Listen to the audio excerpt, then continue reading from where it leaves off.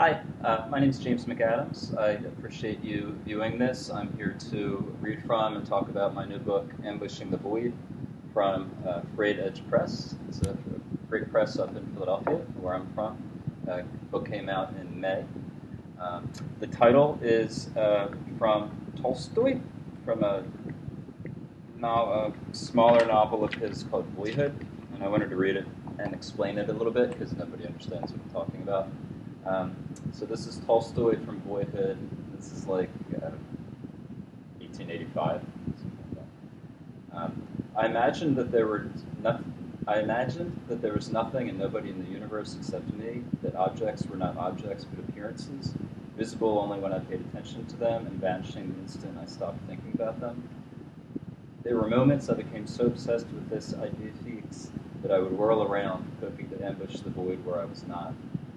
I read this I don't know, 10 years ago, and I always marked it down as if I wrote a book, I wanted that to be the phrase, the title. It's just a cool phrase, and I think it speaks a lot to an issue I have a lot. It's sort of a dream or goal in life that I don't think is possible, which is to perceive or relate to the world without self-interest or without desire or without narcissism or anything. Like to see the world without having anything to do with the world. I don't think that's possible, but I think it's a beautiful goal. Um, some ways of doing this is like to be a monk and just like go hide away in a cabin or something, but that's sort of cheating. You need to find a way to be in the world, but not overwhelmed by the world and overwhelmed by your place in it. So anyway, Ambushing the Void, and I think a lot of these stories, I've had some book reviews, very perceptive ones. Uh, Broad Street Review up in Philly, I think a woman named Megan Bowen, I should get her name right because she nailed it. She gave a really good book review, and she sort of was talking about how a lot of the book is about what's real, how can I tell what's real without relating it to, if I want it to be real, there are other people trying to exploit me, whatever. I'm rambling. I'm going to ramble. I don't really have much of a script. So, that's what the title is. It's Tolstoy. So my goal here, I do have some notes. I don't think book reading makes sense in this Zoom environment or whatever I'm using here. I can't imagine you sitting down on your phone or computer and listening to me read a 20-page story. It makes no sense. And I can't even do that in real life. I once got to see David Foster Wallace in Philly in 2004, and I almost fell asleep with him reading. And I like him a lot. I can't listen to people read. I'm more of a visual person than listening. And I imagine a lot of people are like that too. There's just no way that you would be able to immerse yourself in the sort of world building that's in a story. And that's my fault, not yours. So I just tried to come up with some ways of making this more interesting. So there are 3 stories I decided on. And also, I'm not going to read them straight through like I said. I'll just be editing. I'm just going to be interspersing it with, sort of behind the scenes stuff, like where did this come from? What was the inspiration? I don't have much inspiration, but where they came from. Dumb jokes, maybe some lines or some scenes I like from the particular thing. So it'll be sort of edited quickly like that. It'll be like in the 80s when MTV realized everyone had short attention spans, so all the cuts were like every second. That's my theory. If you're like me, you have no attention span, and you're probably already reached for your phone 10 times. So I'm going to try to cut this and not make it as boring as it could be. So I'm going to read from 3 stories. One is called Delray, which is a place in Florida. These are all smaller stories. This one, Delray, is about the opiate epidemic. Then there's one called Where We Marched His Final Years, which is a story about a character and that character's father. That character's father is sort of a Trump head and Breitbart guy, and the son is a sort of big protester guy. He's out on the streets for progressive causes, and how that sort of interplays. And then another story called Multiverses. There's a show called Devs. If you've ever seen Ex Machina, a show called Devs, I think on Amazon Prime, maybe Netflix. It's about multiverses. It's about counterpart theory. The counterpart theory says that there are infinite Jameses, depending on if I made this screen recording right now and then went swimming, or if I went to the beach earlier and then made the video later, and then based on who I ran into and stuff, my life would fork into all these infinitely potential forking paths, ending up with a different James 1, James 2, James 3. So that's what multiverse means. David Lewis is the big philosopher behind that. Came out in the 60s. Devs is supposed to be pretty cool, though. So let's start with, and I wanted to mention the book does, so it starts with the title's Ambushing the Void, but there are actually two stories. Wow, you can't read this at all.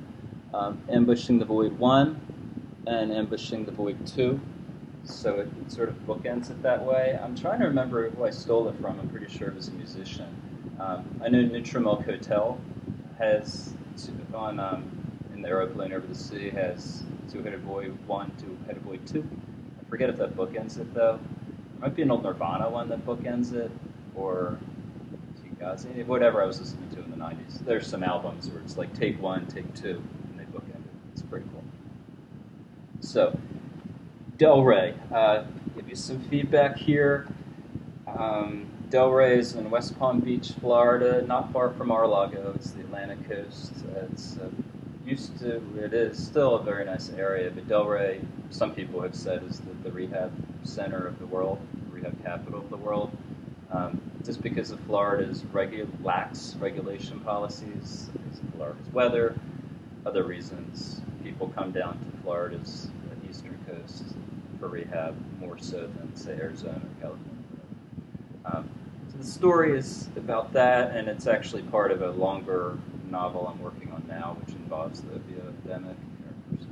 It pretty much involves running a creepy rehab. So it's told from the supply side. It's not going to be one of those books, because they've all been written, like Jesus' Son by Dennis Johnson. It's not a book where it's a compendium of drug stories or what people did getting on or off drugs. It's more about the people who work there, the resident advisors, the behavior case managers, and stuff like that. I worked with people like that before, and I think it's an interesting story. So this one, I'll start to get you into it, and then I'll cut out for a while, and then I want to come back to the final passage. The final passage is something that I'm pretty proud of. So this is Delray, one of the newer stories in the collection. I probably wrote it within the past 2 years. Anyway. When Keely's sister died, her parents started confusing them. Her sister died of a heroin overdose, but technically it was from an IMF overdose, illicitly manufactured fentanyl. This is common in Orlando, 4 miles from Mickey Mouse and Harry Potter world. We're all dying from opiates here. It's not like they confuse us all the time, James, she says. It's more like they'll say, hey, remember Rory? Rory was my sister's service dog. I don't remember Rory because I wasn't allowed to play with him. Or Dad will roast venison and serve it, saying, your favorite, sweetheart. And I'll just look at him like, I've been veggie since I was 15, right? About a month after her sister's death, she had her wisdom teeth removed and was prescribed Percocets. This is another common thing around here in the heart of the opiate epidemic, receiving gateway drugs from dentists. So the story goes in, it's her and her sort of boyfriend, or this guy she sort of hangs out with, just sort of laying around playing Mario Kart and stuff like that. And then she disappears. It's a quick story. And then the guy goes to Delray to look for her, because this has happened to him before. His other friends have gone missing, have died, have entered rehabs. It's listen to know what happens. So he goes to rehab to see if he can find her. I'm actually fond of this passage. I don't know where she is now. I'm used to people disappearing on me these days. Avi, Chloe, Alex, Keely, Tara, Corinne, Sarah. Sometimes when I can't sleep, I drive down the Atlantic coast through a rehab alley. Jupiter, West Palm, Delray, walking among the rusted bungalows calling their names, and I hear figures in the shadows calling out the names of sons and daughters, mothers and fathers, partners, ex-partners, colleagues, neighbors, babysitters, nurses, surgeons, bankers, bus drivers, all of them God's children, the names wailing through the night, rising and falling like a natural thing, the sun, the moon, the tide coming in and out, washing our love away. So that is Delray. A short story, I mean short story, most of these are around flash fiction-y lengths, so 500 to 1,500 words. So that is Delray. Where We Marched was written, I think, sometime probably in late 2016 or early 2017 when Trump got elected. This is pretty much a direct reaction to Trump being elected and imagining what it would be like to have someone in your family become unresponsive or uncommunicative because they're living in a different world than you are. We are living in different worlds now based on the media we consume, which is heartbreaking. And I think that as a writer, the most important thing for me is communication and empathy and overcoming misunderstandings and overcoming conflict. The power of words to persuade and understand and create empathy. And we have zero of that in the world from what I can tell now. I don't know whose fault that is. It's probably systemic and institutional. But, so this is, again, written in 2017. I'll just read this whole thing because it's short. You can update the protests and stuff, like I said. So, another thing, there's something called the intentional fallacy that you learn about if you're a nerd like me, and that is the fallacy of saying or thinking when you're reading a book and there's like an I, that the I is the author all the time, and then any relation to that, in this case, the I's dad, that the I's dad is me. So when you're reading the story, you say, okay, well, James McAdams is doing everything that his character's doing, and James McAdams' dad is doing everything that character's doing. And that's wrong. I try to scrape myself out of this as much as I can, and I wouldn't have written about my dad if it wasn't real. So my dad's fine. He voted for Trump, so he's not perfect, but he's fine. He's not like the character in this book. He's healthy, he's happy, he's great. So a good thing to keep in mind when you're reading, especially good fiction, is that the I is usually not just a cipher for the author. They're usually doing something else. Here's a picture of Dad and me marching at the inauguration protest, January 20th, 2017. Him holding the impeach Trump sign I duct taped to his hand. He voted for Trump, but that didn't matter. What mattered, according to his neurologist, was that he'd get fresh air, sunlight, and exercise away from the confinements of lush horizons.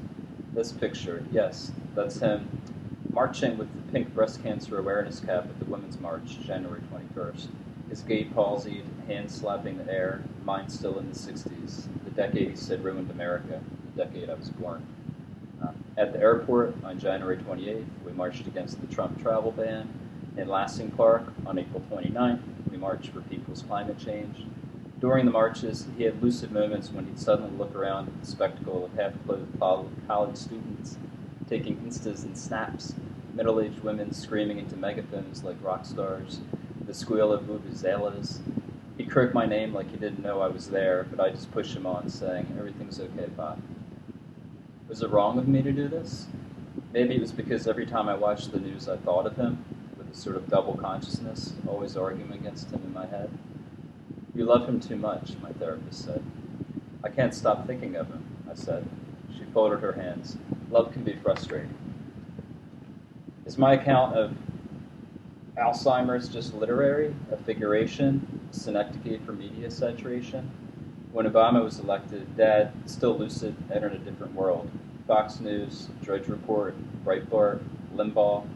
Our weekly dinners devolved into polite discussions about the weather and traffic, tending to Mom's grave. My mom's alive and lovely, and was I dating any special women? I was 52, he was 75. We'd drink two Michelob Ultras and shake hands. We joined the National Pride March, June 11th. We joined the March for Black Women, September 20th. We joined March for Our Lives, March 24th, 2018, 3 weeks before I removed him from the ventilation machine. After March for Our Lives, I put him to bed in lush horizons, changing his diaper and applying lotion to his lower joints. He was exhausted, but made a clicking sound that meant turn on the TV. Fox was running a story about Hillary's servers. Again, this is back in 2016 when Hillary's servers were a thing for a certain part of the population. I still don't get it. Dad's side. I remembered that side from childhood when I'd appear at the dinner table with black nails, claim Reagan was a war criminal at family parties, or refuse to attend church. I got into bed with him and secured the bed rails. I love you too much is the problem, I whispered. He motioned me closer, his face grimacing, and pointed at the TV. Lock her up, he said. Yeah, I said, placing another pillow under his withered head. Then I rested my cheek against his heart, like when I was a kid and had nightmares. Lock her up, Pop. So that's that. At this point, my throat is going, so we're going to have to improvise. I wanted to go over one more other story. This one is multiverses. This is the one about counterparts and stuff like that. This story is the most important for me. It's dedicated to my brother-in-law, Patrick Gallagher, who died of cancer. It's terrible that I don't know this now. 5 or 6 years ago. October, 5 or 6 years ago. And what happened, this is a true story, is that when he died, I still kept receiving all these notifications from Facebook and Indeed and LinkedIn, LinkedIn and Facebook and Twitter and all of those things, saying, hey, Patrick Gallagher, you guys are in the same network, you should add him as a friend, you should add him as a friend. And it was a weird thing, like it didn't really start happening until he was deceased. And his family, which I think was sweet, decided at the time to keep his stuff active so people could sort of post. So if they had a family party, he wasn't at, obviously, they could sort of post it on his Facebook page and say, glad you were here with us, kind of thing. Very sweet, good family. So this story was sort of about what if that was actually happening? Like, what if we can get haunted from the grave by people who are deceased? So I would just read the beginning, quick synopsis, and then get to the end pretty fast. On August 3rd, Denora friended me on Facebook. On August 8th, she followed me on Instagram and Twitter. On August 14th, Denora invited me to join her LinkedIn network. On August 15th, Denora winked at me on Match. What makes these events notable, in other words, why you should care, is that Denora died in a scuba diving accident off the coast of Siesta Key that previous December.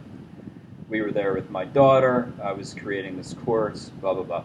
2 months after the funeral, when things were starting to return to normal, Brianna said we should keep Denora's social media profiles active.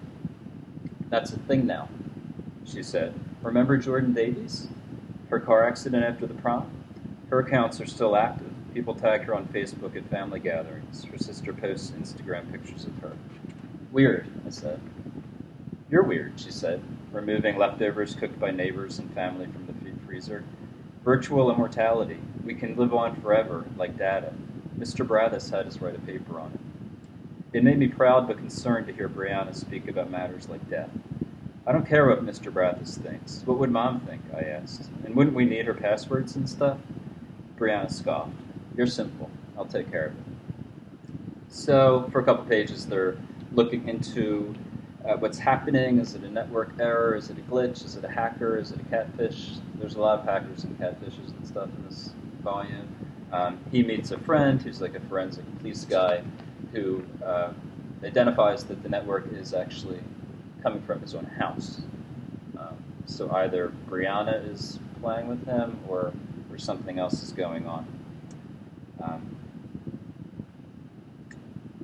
So they determine that Denora is doing it in some way. So Brianna goes to school. She's a college student. After Brianna left for school, the messages from Denora stopped until October 9th, the anniversary of the day that Denora and I met. On that day, Denora winked at me on Match, and I realized then that all the time she had been there, working through Brianna at first, but working through digital networks now, from some other universe or world simulating or reanimating a lost love between living and dead, gentle circuits crackling like synapses across multiverses. Maybe heaven was simply an infinite network of those who loved, I thought. I accepted her friendship on Facebook. I joined her LinkedIn network. I followed her on Twitter and Instagram. Finally, I winked at Denora on Match, texting the prompt box with my clumsy thumbs, happy anniversary. So, again, this is Ambushing the Void. from Great Age Press. Thank you for listening. I realize this is a sort of ridiculous time in the world and in our country for me to be promoting my book, but a lot of other people are involved in the book, and I think I owe it to them to promote it. I hope you buy the book, and I hope you like the book, but if there are other things that are pressing right now and other things that you want to buy, I get it. But thanks again. Come again. Maybe I'll do some future readings if I get some positive responses.